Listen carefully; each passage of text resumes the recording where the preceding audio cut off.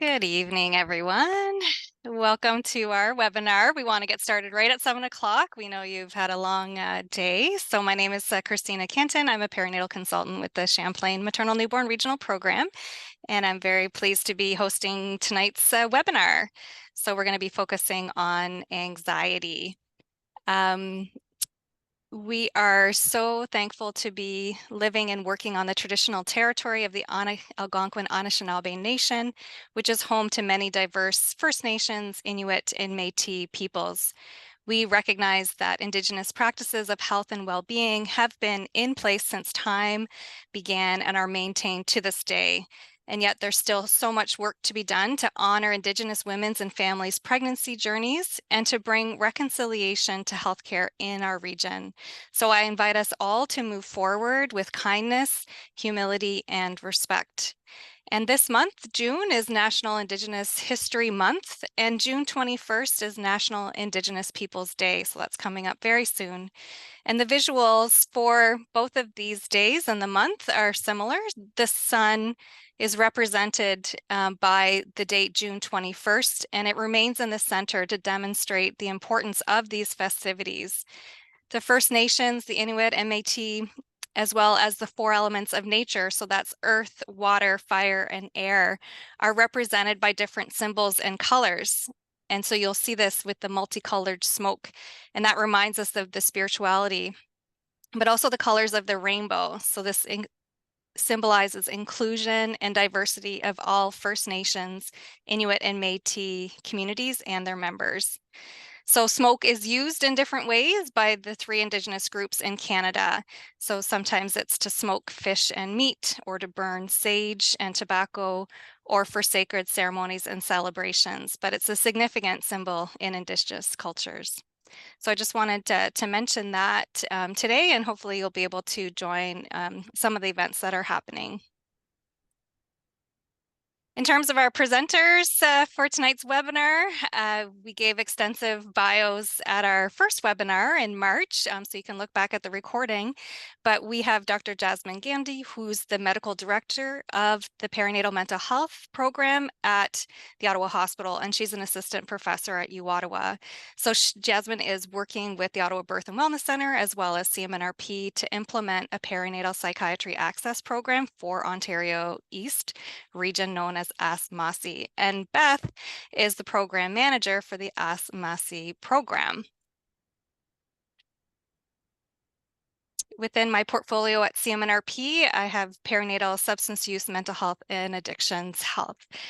So I coordinate and support our community of practice, as well as some of the other initiatives, and teach a perinatal substance use workshop. So I'll turn it over to Jasmine to get started for our content for tonight. Thank you so much, Christina. Thank you for that lovely land acknowledgement too. I always learn so much every time you share one of these. So you know a little bit about who's presenting here with us. Maybe we can ask all of you who are you here with us tonight. So I'll get you to answer this following poll. And we're looking to see, I think we had many different disciplines signing up for this webinar. So we're really excited about that. And your answers will help me to tailor the way that I give my presentation. Although I would encourage you as we're going through to just type in any questions that you might have, since we'll have lots of time for asking questions towards the end of the presentation.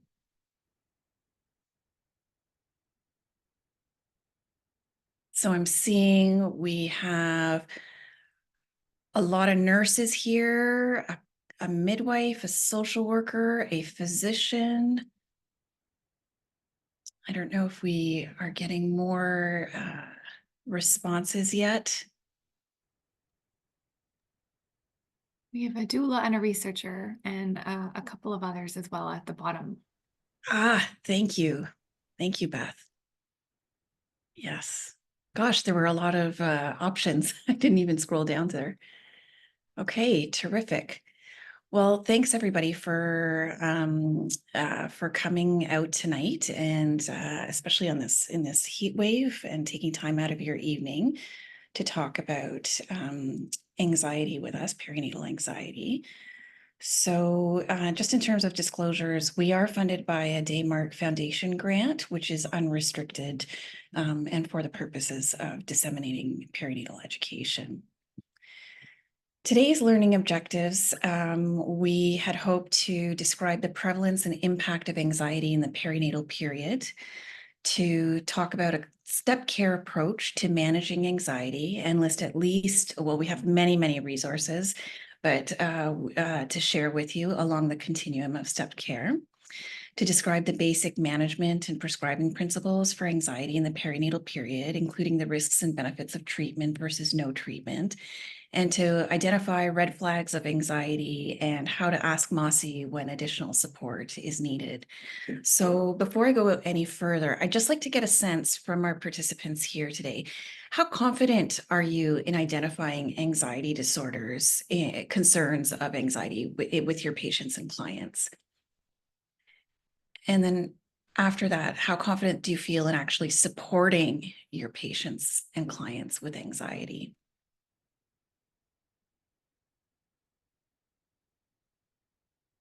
So seeing a mix of answers here. We'll just wait for those responses to come in.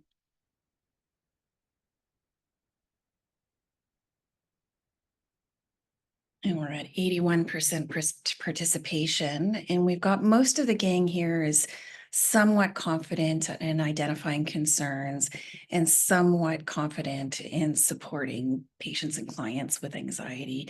A couple of people not at all confident with supporting people through anxiety, and a few people that are quite confident actually in both. So wonderful. I really appreciate everybody's participation in that. We'll come back to those questions towards the end, and hopefully this seminar will actually give you a little bit more confidence. Okay, so, we talk about perinatal mood and anxiety disorders as being, generally speaking, about 1 in 5. And that is the going statistic that we've talked about even before in these seminars, and that you'll probably read in all the literature. But if you dig down into specific disorders, you will actually find that 1 in 5 perinatal individuals will actually have at least one anxiety disorder. So that overall 1 in 5 is probably an underestimate, because we can diagnose people with anxiety, clinical anxiety, 1 in 5 times during the pregnancy and the postpartum year. When you say anxiety to me as a psychiatrist, it's almost meaningless. And I'm going to get a little pedantic here, because I just want to point out that there are many kinds of anxiety disorders. And this is the list of them right there. In fact, obsessive compulsive disorder and post-traumatic stress disorder are technically not considered anxiety disorders, but because they fall in this spectrum of what we're thinking and the presentations can get kind of muddied, we include them here when we're talking about perinatal anxiety. So you can see specific phobias are the most common type of anxiety disorders, followed closely by generalized anxiety disorder, agoraphobia, social phobia, a little bit less for obsessive compulsive disorder. Anxiety NOS is just a catch-all when we don't feel that it fits into any particular anxiety bucket, but it's clinically significant. Panic disorder coming in a little bit less, and PTSD at 1.1%.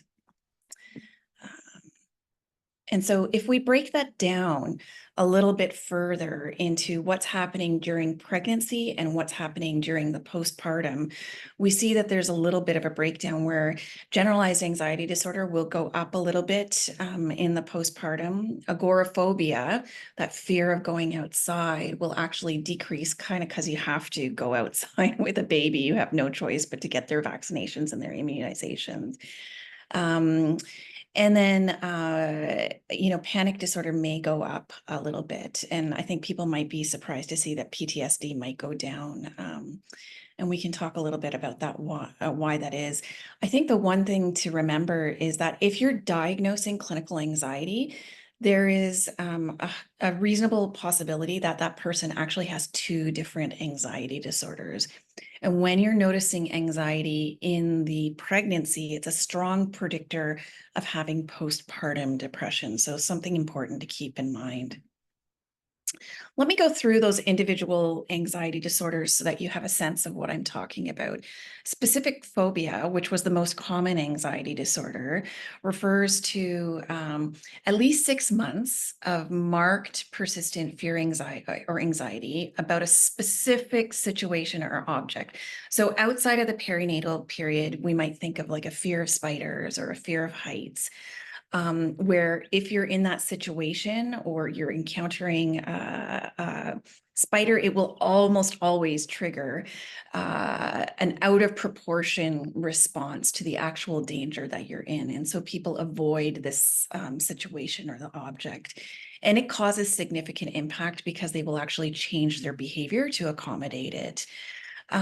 So the kinds of specific phobias that come up during pregnancy and the postpartum are things like needle phobias.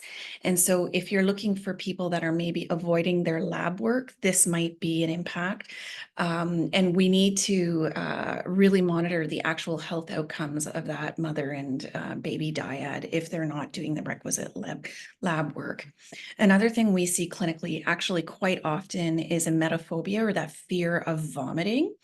And people in this situation will actually avoid getting pregnant or request termination. And I've had, so when we're talking about, I put on the left-hand side there, mild versus severe. I have actually had patients who have ultimately terminated because they couldn't tolerate their fear of vomiting. Tocophobia, or the fear of childbirth. And so these are the people that are requesting C-sections. And again, depending on the situation where the fear is so heightened and unresponsive to treatment, we have had situations where the person was delivered by section instead of vaginal, specifically for that indication of the specific phobia. A tocophobia, we always think about it. If you're familiar with perinatal mental health disorders, and like it's kind of one of those neat words that sticks into your brain, but it's actually quite rare. And we have to distinguish that between a general fear of childbirth, which is actually fairly common. Up to half of pregnant individuals will have fears. But again, the issue is that they're not avoiding childbirth, they're just not looking forward to it. And it's not significantly affecting their ability to access healthcare or their participation with the pregnancy related care that they're receiving. Another type of phobia that comes up is nosocomophobia, so avoiding any hospital-based care. And for you midwives that are on the line tonight, like having the ability to have a home birth or a birth at a place like the Ottawa Birth and Wellness Center is a real boon for people in this category. And I will also mention that you need to distinguish between what's an actual specific phobia versus what is healthcare trauma. So for Indigenous populations, a lot of people will be very reluctant to come into hospital and will do so, but under great duress. In terms of how they experience the hospitalization. And so that is not a specific phobia, but more of a cultural trauma, to be clear. So I'll keep going, but this is the most common anxiety disorder that we see. When we think of anxiety, when people are talking about anxiety, though, even though specific phobia is the most common, usually what people are referring to is something called generalized anxiety disorder. So this is the worry ward. This is somebody that can't shut off their brain. They worry so much that they find it hard to concentrate because their brain is so full of things that are going on in there. They're restless, they're agitated. They're tired from worrying, not just from the pregnancy, but from the worrying. They're really irritable and likely to be more cranky than expected because they just don't have the emotional bandwidth to react to things that are going on in there. scenario, and they carry the anxiety in their head, headaches, neck pain, muscle, shoulder, back pain. The anxiety is there in their body and can interfere with their sleep, which is very challenging. Some of these symptoms that I'm talking about are challenging to distinguish from actual pregnancy. So the questions that I like to ask are actually, do you worry so much that it keeps you up at night? Or what is waking you up? Is it responding to your children? Is it because you need to pee? Is it because you're hungry? Or is it because your mind is not letting you sleep? Those are good ways to distinguish between what's pregnancy related, or, you know, just caring for a baby versus what might be anxiety, for example. And do you find your patients wearing thin? Do you find you're so much in your head that you don't have enough bandwidth to deal with what's going on in your life or with the people around you? Is another great question. Depression is actually present in almost half of people with generalized anxiety if they're in the perinatal period. Another thing that you want to think about is underlying or comorbid ADHD. As a reason why people are constantly worrying and second guessing themselves to compensate for their inattentive ADHD symptoms, and also any substance use. So excessive, so substances to treat anxiety, particularly these days, marijuana and also alcohol. You want to be sure that you're asking your anxious patients about this use.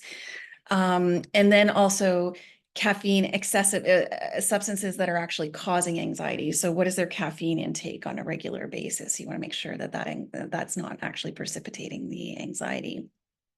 People with a past personal history, with a family history, who have tendencies towards perfectionism, people who've undergone fertility treatments or have a sick child or have breastfeeding difficulties are at particular risk of GAD being worse. Just to talk a little bit about what are some of the outcomes of perinatal anxiety. And I want to disclose this to you here, but it's important when you're speaking to your client or your patient that you sort of couch what some of the risks are, because you don't want to actually worsen or perpetuate their anxiety. So clinically, I will tell you that a lot of the worry is around fears of the fetuses or the child's well-being, the capacity to parent, or worrying about finances, or signing off jobs, or coming back to work, worried about the health of their partner dying, of themselves dying. These are common fears that we see and common worries that we see with generalized anxiety disorder. The outcomes can be things like low birth weight, preterm deliveries. If you look later in childhood, those kids are prone to developing allergies and are, above and beyond their genetics, prone to developing generalized anxiety disorder themselves. We see a lot of the brain-derived neurotropic factor is low for the fetus during pregnancy when there's anxiety in the parent. And this can result, we're not sure if it's the attachment in the postpartum or if it's neurological changes in the pregnancy, but we do see poor developmental outcomes for children. So the parent may be less responsive or engaged with the infant because they're so in their head. So you get withdrawn infants, babies with more difficult temperaments, slower developmental in cognition, and lower inhibitory control for girls, and lower visual spatial working memory if you're looking out to ages 6 and 9.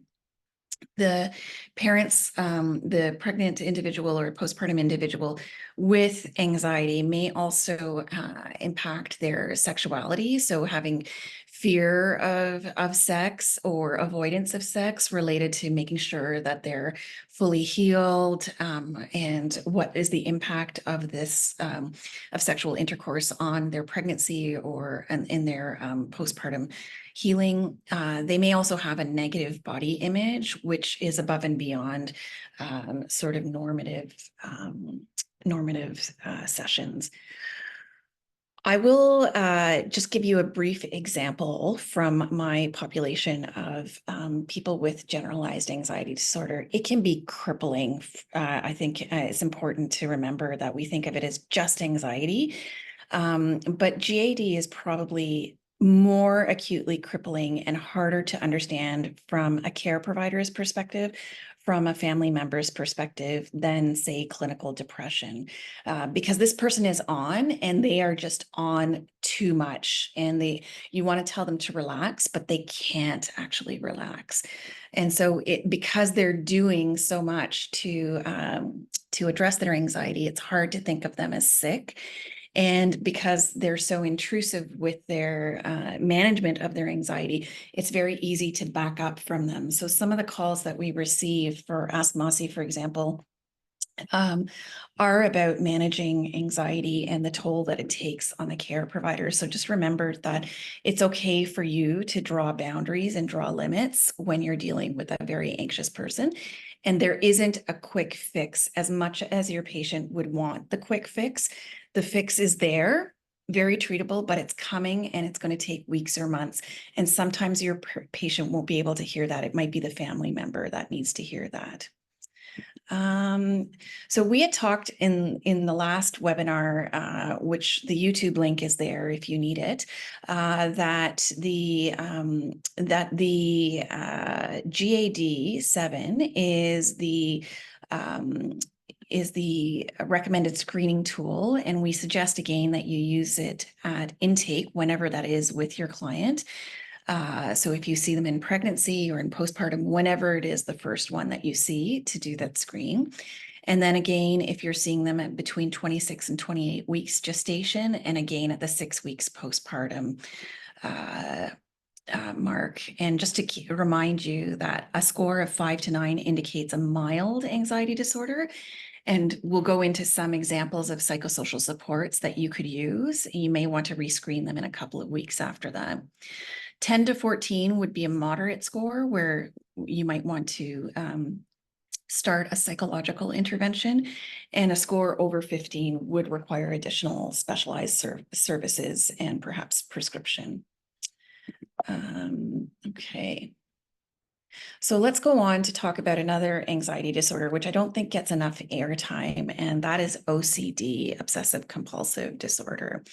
So OCD requires just 2 symptoms, either obsessions and or compulsions. And there's no time limit on it. It just has to be more than an hour a day of preoccupying thoughts and compulsions that interferes with your activity. So an obsession is an undesirable, unwanted, often intrusive thought or image or impulse that occurs over and over again. Again, it's unwanted, and we call this ego dystonic. So an example of an obsession that a perinatal individual might have is walking down the stairs holding their baby and then dropping their baby. It's something that they're not at all wanting to do, but they can't help but visualize it. Or having sexual urges or impulses towards their infant or their toddler, which is again not at all in keeping with their actual sexuality. It's just an intrusive, very horrible thought that pops into their mind. Common kinds of obsessions are things like the sexual, the counting, ordering things, checking things, making sure things are clean. And so the obsession will cause a rise in felt anxiety. And in order to cure that anxiety or alleviate that distress, the person will engage in a compulsion, which is either a repetitive thought or a repetitive action that actually neutralizes the anxiety that was generated from the obsession. And the whole point of that neutralizing thought or activity is to diminish the distress. So things like counting or making sure everything is ordered, or cleaning and cleaning and cleaning. And that gives you temporary relief until the obsessions start again. There is information that says that perinatal OCD follows the same neural pathways as regular OCD, which is the anterior cingulate and the orbital frontal cortex.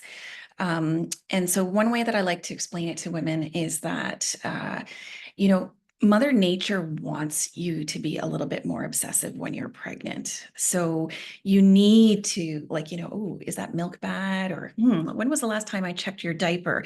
You need to be proactive. If we operated on the same wavelength that we do with other adults, you might go hours before thinking about eating because you yourself are not hungry, but that's not good enough for your baby, right?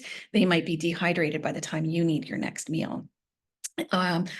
So your body naturally elevates those OCD pathways. The problem is if you're prone to anxiety, then it might get a bit overzealous. And so that's where you get these ego dystonic intrusive thoughts and the compulsions that result from it.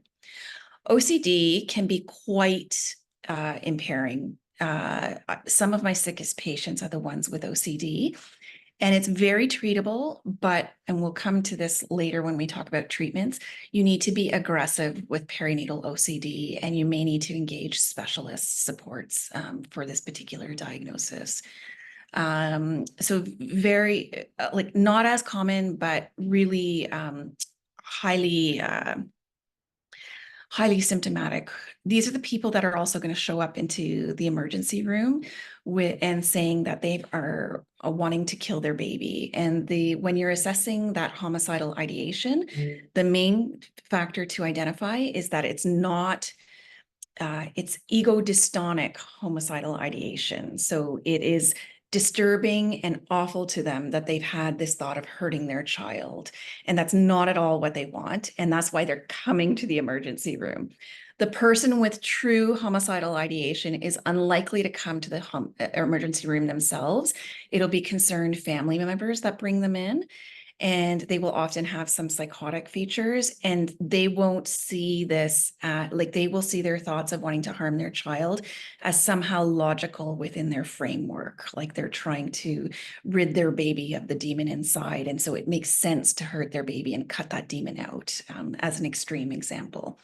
So hopefully that helps to distinguish between the ego dystonic homicidal thoughts, obsessions of OCD versus the ego syntonic true homicidal ideation of, say, depression or psychosis that we are quite worried about.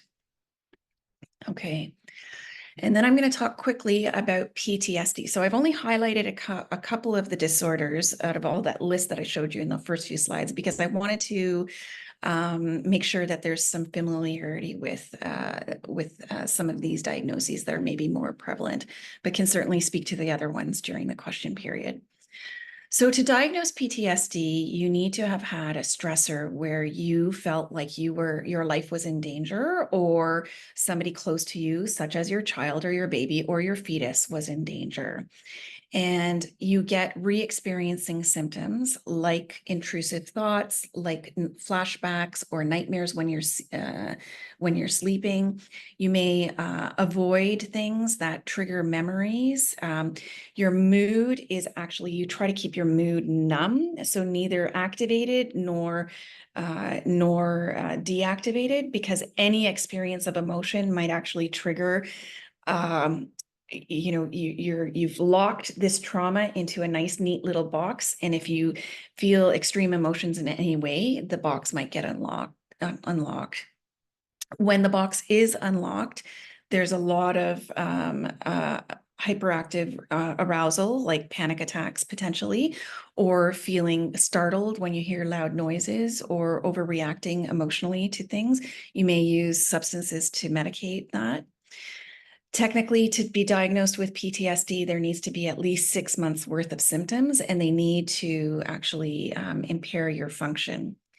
So in terms of perinatal PTSD, I do want to highlight that, like on the left-hand side, I have a number of things that can be causes of PTSD, but I want to highlight there that having a traumatic childbirth is one of them, where, You've lost lots of blood. You had to be shipped to the ICU. Your baby was taken to the NICU right away. Having a child in NICU. These are all very traumatic childbearing traumas. So there's two different kinds of PTSD to look out for. There's PTSD that people came to their pregnancy with because of past other events. And then there's the trauma that they might experience as a result of childbearing.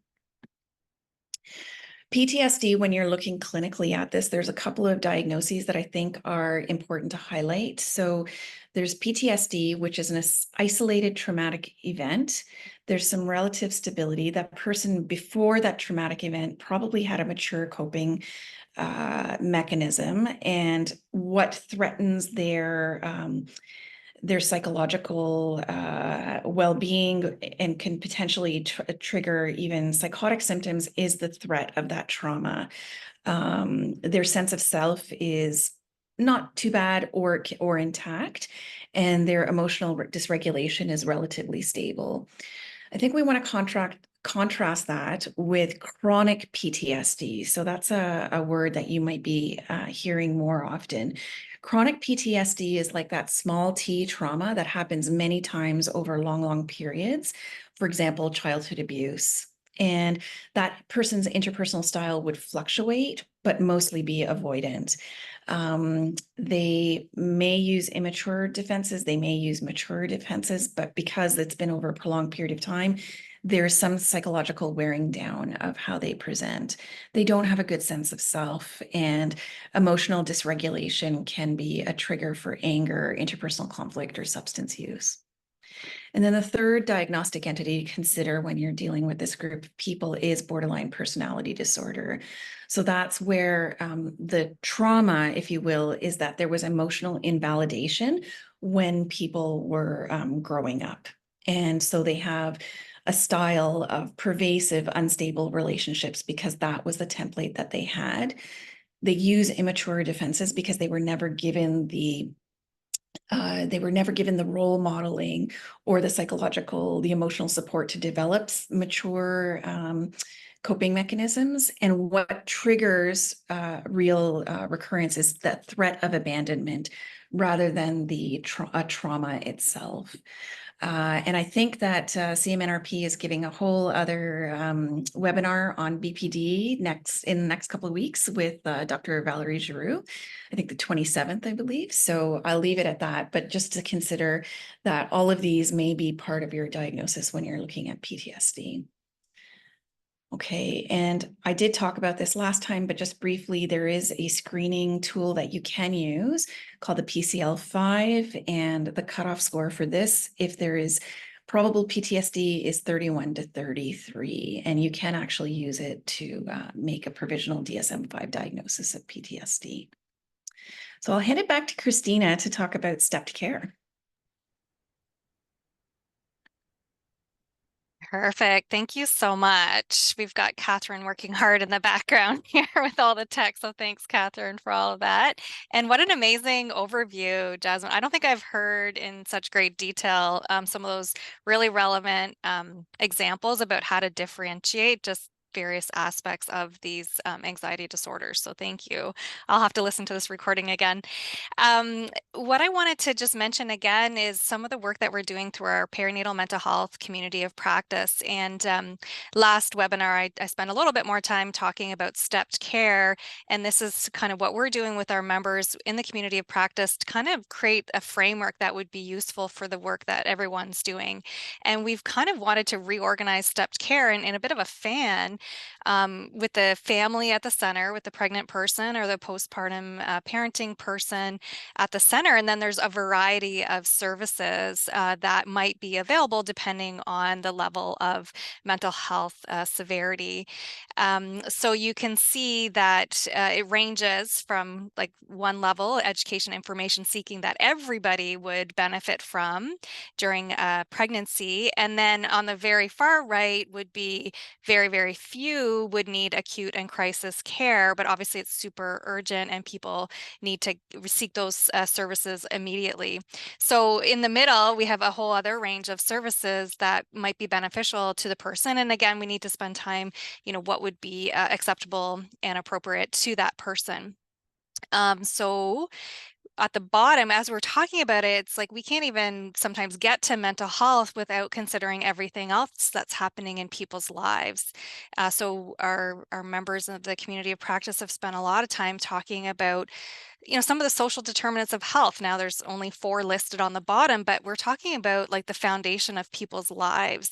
What are some of the things that need to be in place before we can even start dealing with some of the traumas or anxieties or obsessions and compulsions? So, people need stable housing. They need food. There's so many people who are food insecure right now. They need to feel safe and have safe environments for themselves and their baby. And then, income, having sufficient money to meet, their daily needs. So this is a few. Obviously, there's many, many more social determinants of health. But if we're thinking, structurally, what are some of the things that we sometimes need to deal with before we can really dive in?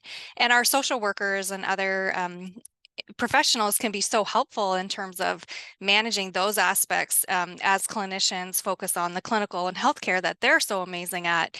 So we're just trying to think about things from a system perspective and the different players. At our recent community of practice meeting, you'll see in the middle that, healthcare providers have such an important role, as Jasmine was saying, about, identifying people at risk using screening tools to figure out level of severity. I mean, this is the benefit of screening tools is like, are they mild, moderate, or severe? Like what's your next step here on this? But we recognize too that even for providers, it's hard sometimes to know what is available in their community.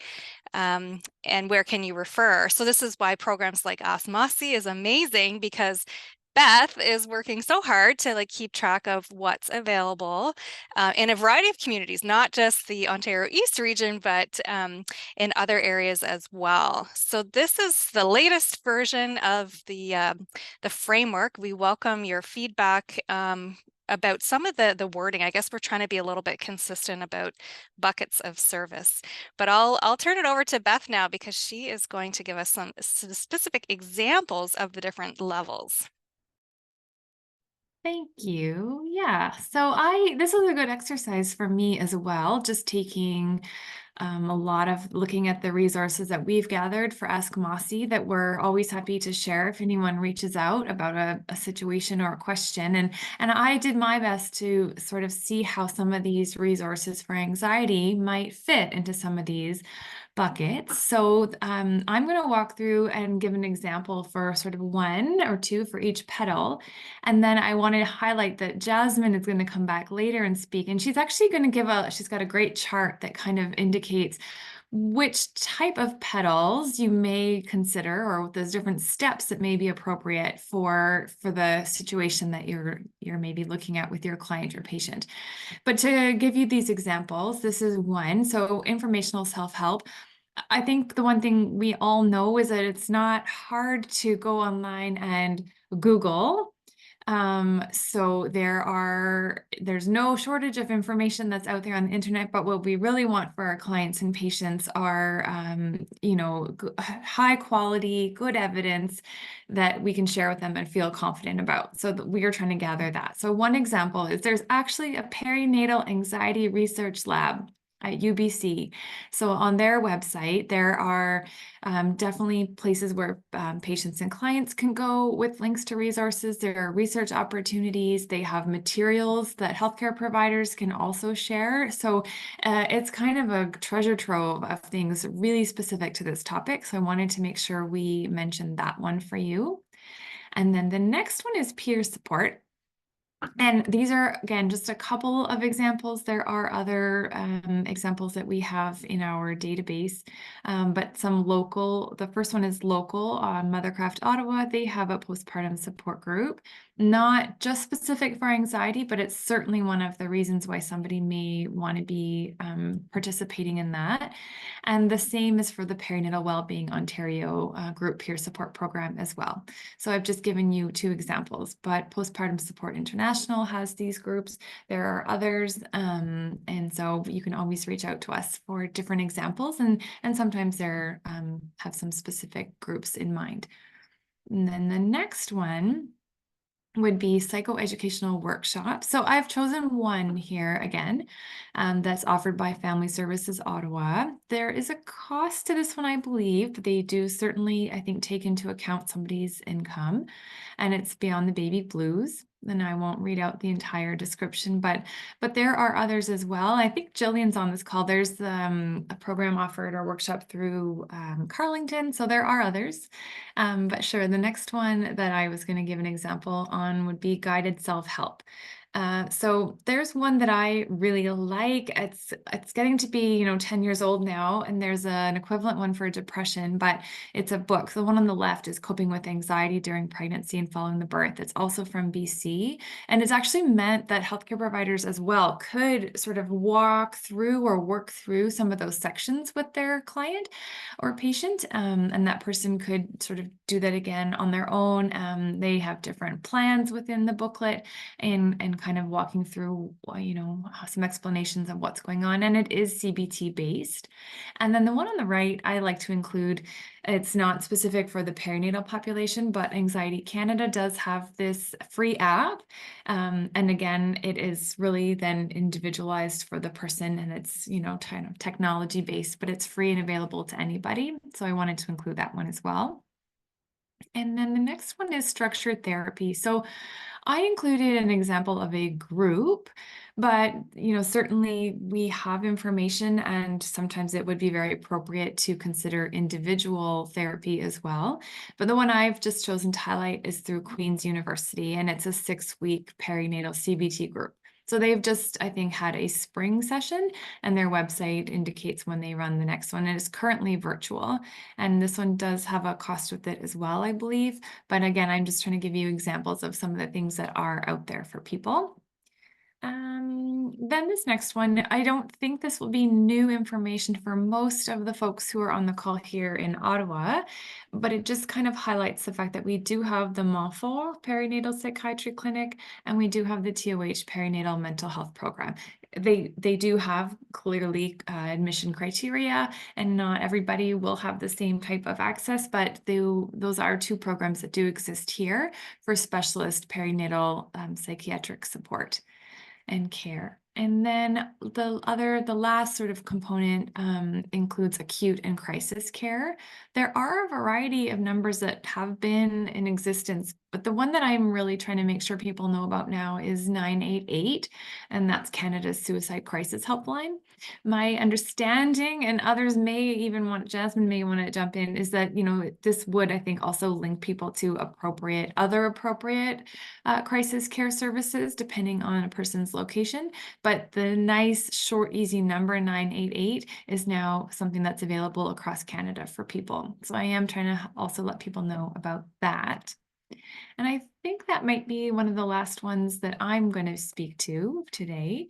And I think Jasmine's going to come back and give you a sense of when might you want to consider some of these things, and maybe when you wouldn't want to consider some of these options for your clients or patients.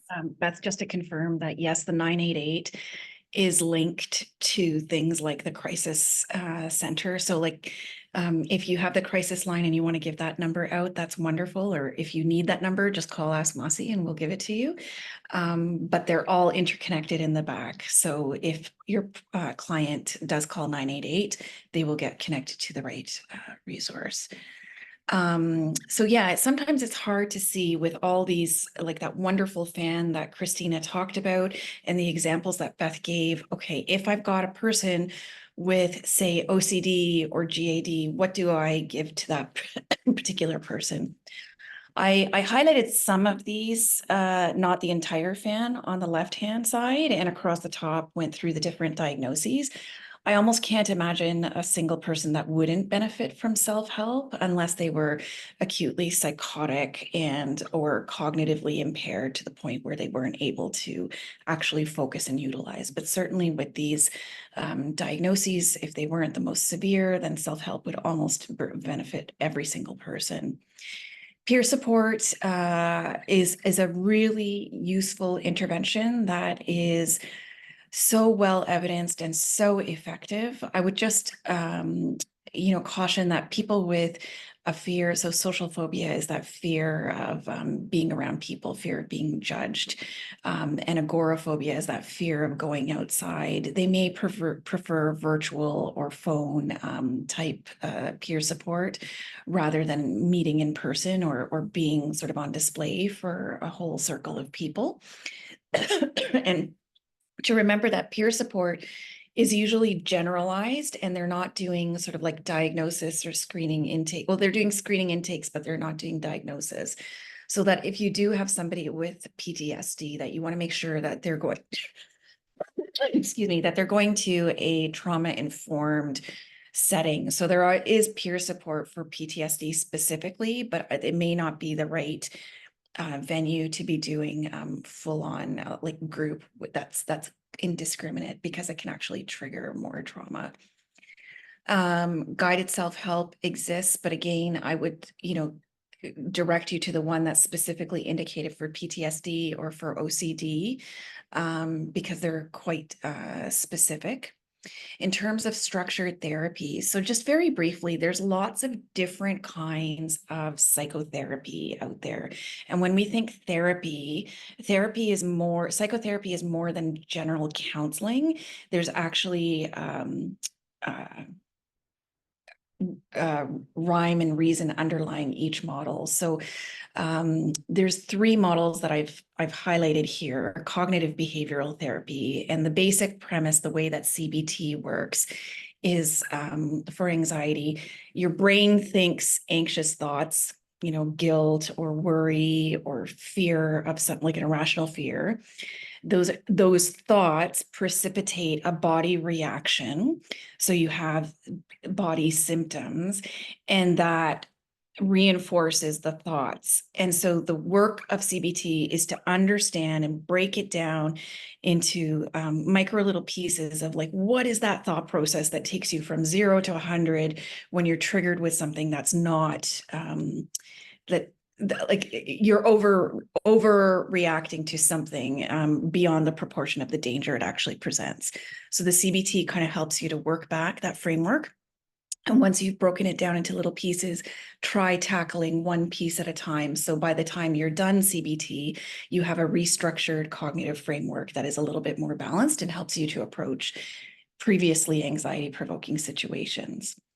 IPT is another modality that I've listed there. So interpersonal psychotherapy. And the way that this works is that, people are universally connected. We saw that during the pandemic, we all did poorly when we weren't allowed human connections. And the perinatal period in particular is a time where you may lose your connections, either through taking time off work or being isolated from family and friends who are not in the same stages of life, not having enough adult reciprocal contact, and that kind of wearing away at your psychological resilience. And so the work of IPT is looking at how to communicate with other people, because unfortunately, once you get sick, then your interpersonal style is affected by your illness. We talked a little bit about the person with GAD being a little bit too, hyper and overactivated versus somebody with a different disorder may actually be retracted and withdrawn. So working on your communication styles and your ability to interact with people despite your symptoms is how IPT works. And then MBCT stands for mindfulness-based cognitive therapy, which actually introduces a mindful component to the CBT. So experiencing the fullness of all of your sensations. We are composed of thoughts, we are composed of physical experience, and we also have feelings and emotions. And sometimes we're so busy with our thoughts that we ignore the physical and the connectedness, and we ignore our feelings, or the only feelings we feel are the really attention grabbing ones, the anxiety ones, the fear ones.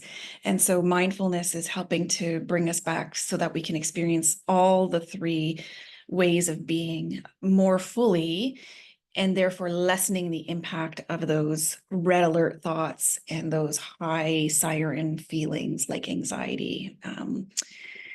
I would also mention that the CBT for OCD is actually a special kind of cognitive therapy. So a generalist is probably not going to be able to provide the OCD CBT. This is probably a psychologist or a psychiatrist that you're looking for, or a well-trained other therapist. But there are few and far between, so to be careful about that. And PTSD, you can use IPT and CBT and mindfulness-based therapies, but again, that's probably somebody that should be a specialist, just because that is a we want to make sure that it's a trauma-informed intervention. Otherwise, the person could actually get worse. In terms of medication, I'll just highlight that with OCD, very rare, like there's mild OCD that will respond to just CBT alone, but frequently I think that you almost always need to have medication in there. And for all anxiety disorders, whenever you get to moderate or severe, you almost always need to have medication involved, and not just your usual doses, usually at the upper end of the therapeutic range. And as you'll see on my next slide, maybe even super therapeutic doses sometimes. There's nothing wrong with giving the occasional PRN of Ativan. Happy to talk more about that. But for somebody with a fear of childbirth or a fear of needles, this might be the one-off that you need. As long as it's not slowing down, and like a 0.5 of Ativan will typically not slow down labor and delivery. It actually might help it because the person will relax more, and so they'll dilate a little bit more. So the one-off PRN of Ativan here and there is not problematic at all. So Jasmine, I just wanted to give you a time check. There's 9 minutes left and we've got 3 questions. Perfect. Okay. These charts are on our Ask Masi website. So these are first-line options that give you prescribing regimens for common antidepressants that we would use for many of the anxiety disorders that we've talked about.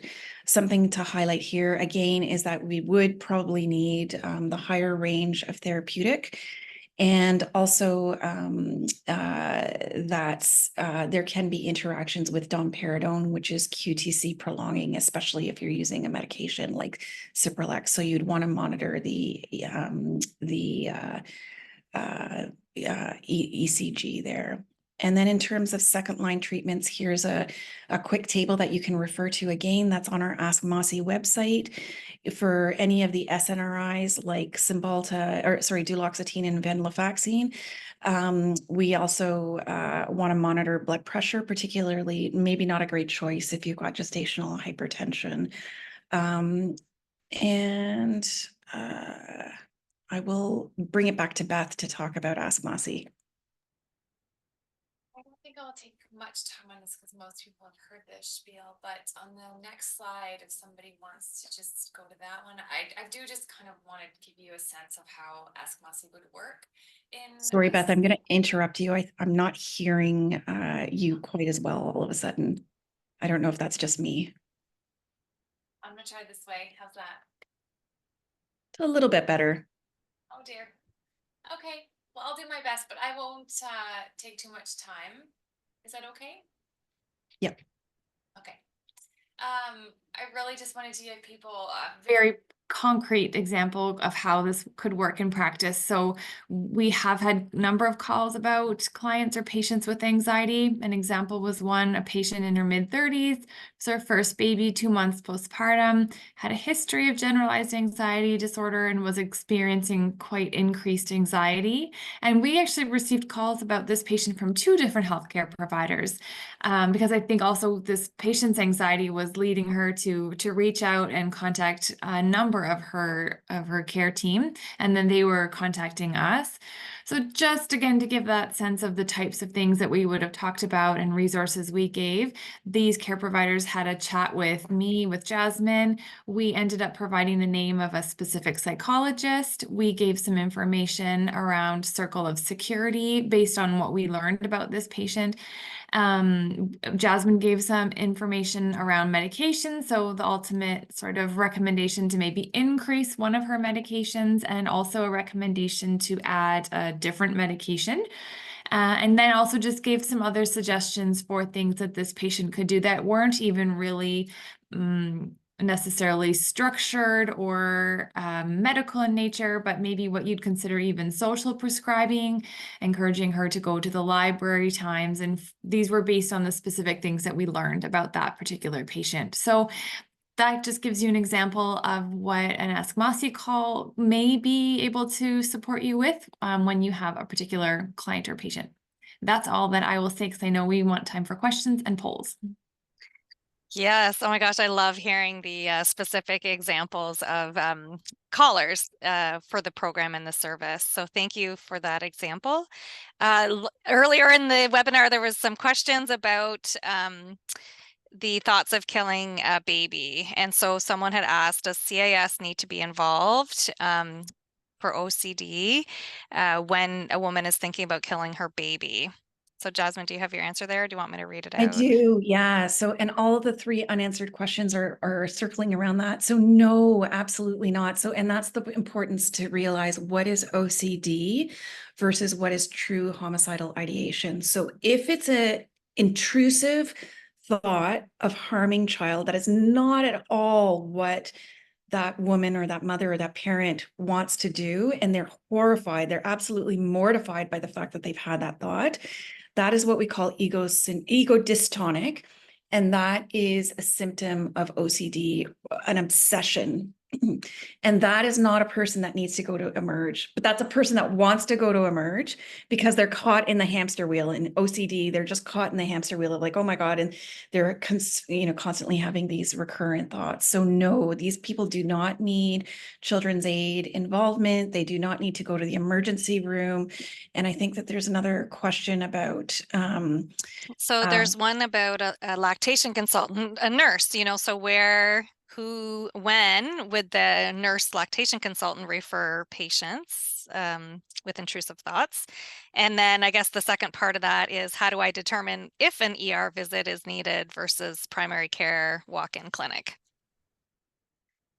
if you feel confident that this is an obsession versus a homicidal ideation of somebody who's severely depressed or, psychotic, if you feel confident in making that clinical distinction, then I would almost say nobody with OCD needs to go to the emergency room. They will probably need medication. So probably that's something to initiate and to get started if it's of significant severity. The only reason somebody with OCD would need emergency intervention, either Emerge or inpatient treatment, CAS involvement, even a Form 1 or a Form 2 to get them to the hospital to be assessed, is if they are so immersed in their obsessions and their compulsive activity that they're not taking care of themselves and they're not taking care of their babies. So I have had patients who spend hours a day cleaning or organizing, and they don't do anything else. They wash and wash and wash. Their hands are red. They've got, their skin is raw. They're not taking care of themselves, and they're not eating, and they're not able to function, and they're not able to take care of their baby. That's when OCD becomes something that is either urgent or emergent when they're at that state, but not these intrusive. Mhm. Uh-oh. She's freezing up right at the end. If this was to happen, I'm glad it's happening now. So Oh, did I freeze? yeah, I Whoops, think you sorry. froze for me. Yeah. So, Okay. Catherine, can you launch the polls? Because we have learned so much amazing information tonight.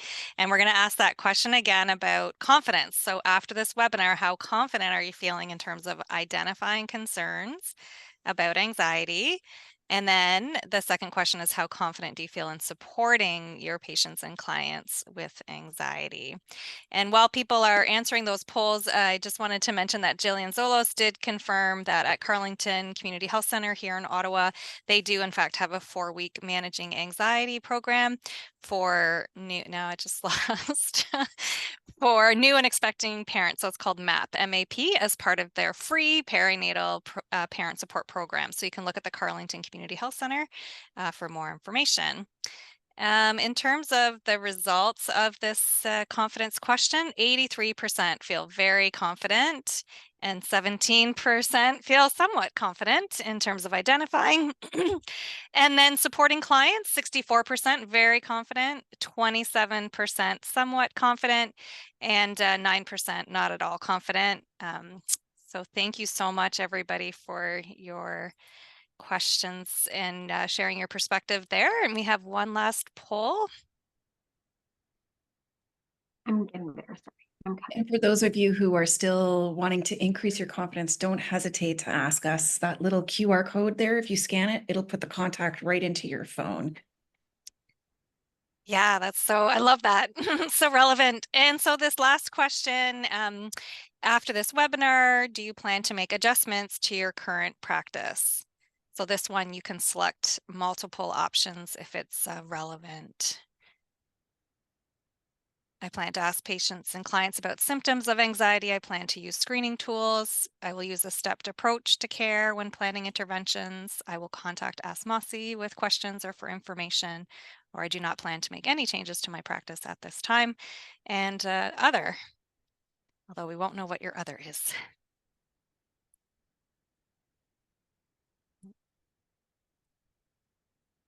Okay. So thank you everyone for joining us on a Monday night. We are really trying to schedule these webinars at different times to allow you to participate. This is being recorded. It takes about 2 weeks or so to get it up onto the website. We will share that through the weekly news. It's going to be on the Ask Masi website, the CMNRP webinar page as well. Jasmine, thank you so much. Like, you're just an incredible resource to all of us. And Beth, you've been absolutely incredible in terms of getting Ask Masi to real life, off the ground and each and every day, supporting the callers. And I know you're a huge support to Jasmine, and we love working with you all. So thanks so much for everyone here and the care and concern that you have for families. I know it's it's challenging sometimes right now, but we're really working hard to make sure our families are getting the support that they need. So thanks to each and every one of you and in the different ways that you're supporting pregnant and parenting women. So thank you and have a great night. Our next webinar is not going to be until September. So we're going to take a break. It's Monday, September 16th. We're going to try 2 o'clock in the afternoon. The focus on that webinar is depression and bipolar. And then the final webinar in the series is Monday, December 9th, again at noon that time on ADHD. So there's lots of time to register for that. And to confirm, next week on June 25th, that's a Tuesday. This is the webinar that Jasmine had mentioned about borderline personality disorder specific to perinatal.